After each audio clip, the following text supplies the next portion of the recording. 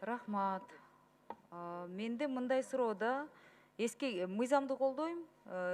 Туура эле нерселер кирип атат, бирок эскерте кетсем, 2015 жылы Вайын Антонов, Сокулук районунун Вайын Антоновка айыл өкмөтүндө элдерди чогултуп атып, тим эле шумдук перспективаны обещать этип атып, 40 гектар жер бөлүнүп, Технополис под текстильное и швейное производство берилет деп 40 гектар жерге элдин мындай батасын алып, 5 жылдан бери ошол жер жымжырт.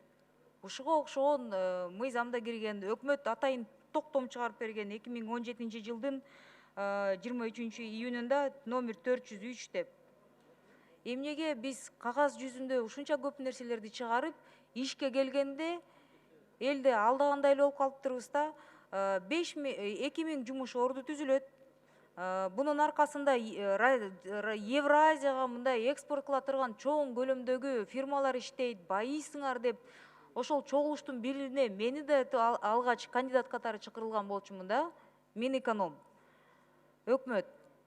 Эмнеге проектиңер жымжырт? 5 жыл өттү. Мына мен 5 жыл депутат болуп отурам, ар бир жылы көтөрөм. Улам эле ГЧП вариантын карап атабыз.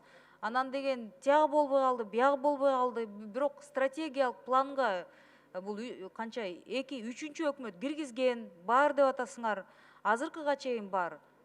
Мыйзамдарды кагаз түрүндө мындай ойлоп чыгарганыбыз менен, бирок иш жүзүндө мына конкреттүү пример иштебейт. Эмнеге?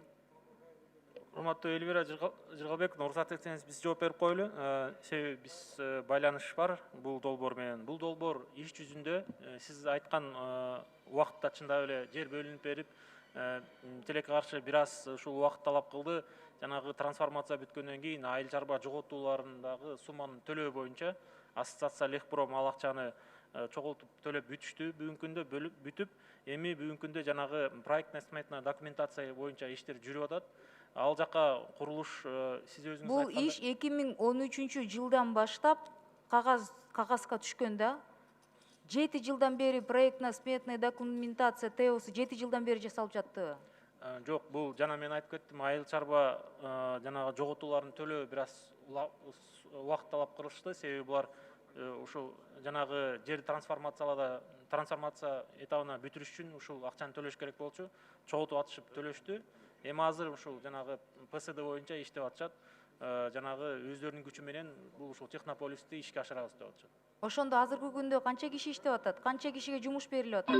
Азырынча ал жакта Технополис курулуш иштери баштала элек. Башталгандан кийин ушул жумуш иштери түзүлүп, андан ары иш жүрөт. Бул эмне жөнүндө айтат? Бул деген биз жүздөп мыйзамдарды парламентке алып келебиз.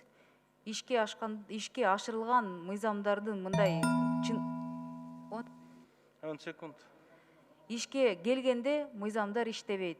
Сокулуктагы 2000 кишиге жумуш берип коебуз деп өкмөт, 3-үчү өкмөт болуп атат, алдап атасыңар. Азыр деле мына биздин деле сиз да кетсеңер бул иш калып атат.